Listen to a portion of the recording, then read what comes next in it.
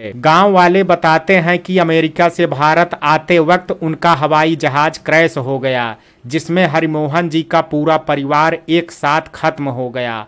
अब किशन और उसकी बीबी ही थे जो हरिमोहन के परिवार के थे। उसी जहाज में नन्हा चिराग भी था। प्राची अपनी बाली उम्र में ही विधवा हो गई। प्राची की जिंदगी में अभी तो रंग आए थे, लेकिन प्राची के जिंदगी के रंग तो चिराग के साथ ही चले गए। अपनी बेटी को बेरंग कपड़ों में देख करके प्राची के पापा इस दुनिया से चल बसे।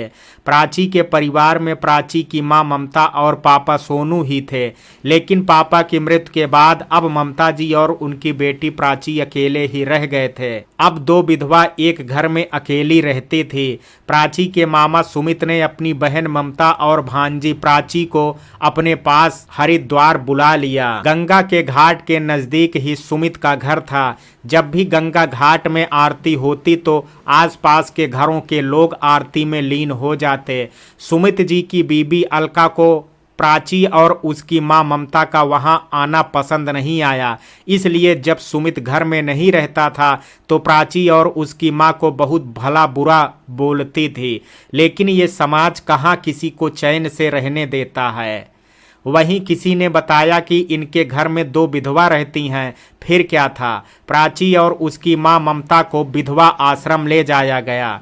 वहीं प्राची ने अपनी जिंदगी की शुरुआत की। विधवा आश्रम गंगा के दूसरे तरफ था। उन्हीं गलियों में अब प्राची ने अपना जिंदगी की शुरुआत की। सुमित अक्सर उनसे मिलने विधवा आश्रम आता था। अब सुमित ने प्राची का दाखिला बगल के स्कूल में करवा दिया तो वहां किसी को मालूम नहीं था कि प्राची विधवा है। प्राची सिर्फ स्कूल जाते हुए ही रंगीन कपड़े पहनती थी। प्राची की माँ भी सोचती है, काश मैं अपनी बेटी का बाल विवाह नहीं करती तो आज मेरी बेटी एक अच्छी जिंदगी गुजारती। प्यार के रंग तो प्राची ने 3 साल की उम्र में ही खो दिए थे।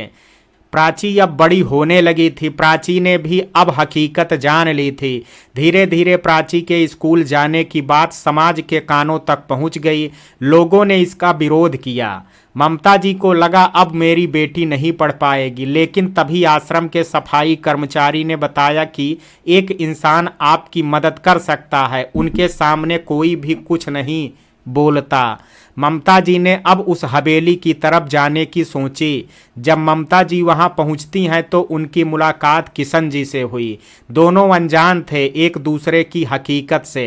किशन जी ने ममता जी की बात को सुना और बताया कि मैं आपकी मदद जरूर करूंगा,